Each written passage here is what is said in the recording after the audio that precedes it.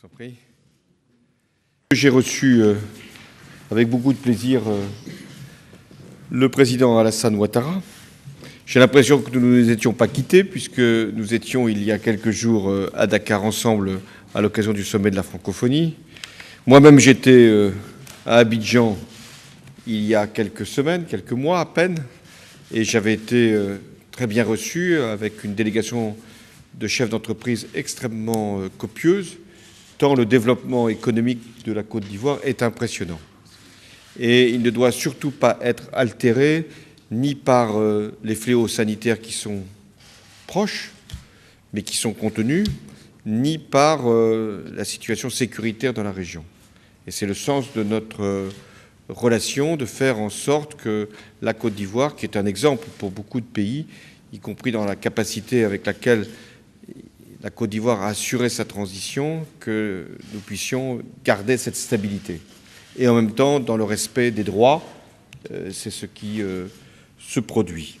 Nous voulons d'ailleurs que les élections qui vont avoir lieu en 2015, élections présidentielles, puissent être dans la transparence et avec un pluralisme et donc une pluralité de candidats. Mais ça ne dépend pas que du président.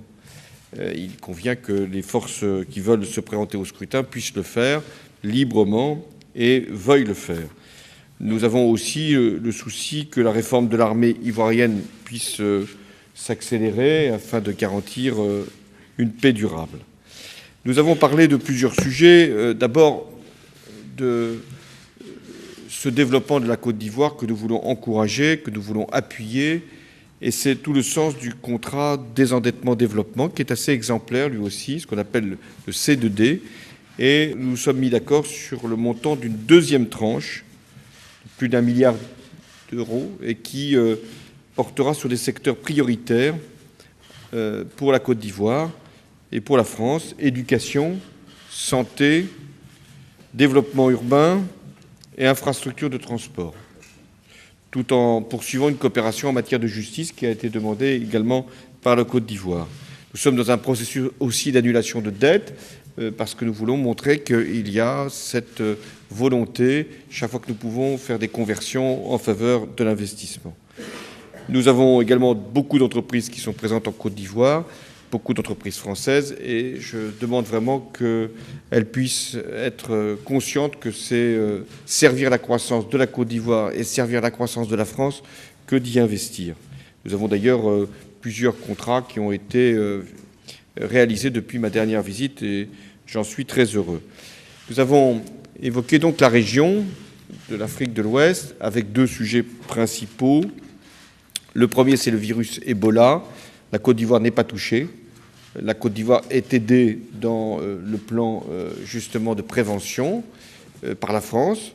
Et nous sommes conscients que c'est d'abord dans les pays touchés que nous devons être les plus efficaces. C'était le sens de ma visite en Guinée et de ce que nous avons pu faire avec l'Europe pour assurer la présence de soignants, assurer la formation de ces soignants et permettre en Guinée forestière de traiter le mal là où il s'est hélas déclaré, et de faire en sorte que sur les frontières nous puissions être vigilants sans enfermer les pays. C'est très important que le développement des pays qui sont touchés par Ebola puisse continuer. Nous avons aussi évoqué le Burkina Faso, puisqu'il s'est produit les événements que l'on sait, et nous devons avoir la même exigence, c'est-à-dire celle que nous avions portée à l'égard du président Compaoré. L'exigence, c'est le respect de l'ordre constitutionnel, l'exigence, c'est la date des élections, et d'avoir là aussi un processus de transition. Mais la France est aux côtés du Burkina Faso dès lors que ces conditions-là sont respectées, et ceux qui se sont soulevés étaient aussi conscients en Burkina Faso qu'il fallait avoir le respect des règles constitutionnelles. C'était d'ailleurs pour ça qu'ils s'étaient soulevés. Sur, enfin, le climat, si je puis dire, nous avons la volonté, Afrique et Europe, Côte d'Ivoire et France de réussir ce rendez-vous. Je sais que dans quelques mois, il y aura une réunion importante en Afrique de l'Ouest pour participer à ce processus, pour réussir la conférence sur le climat.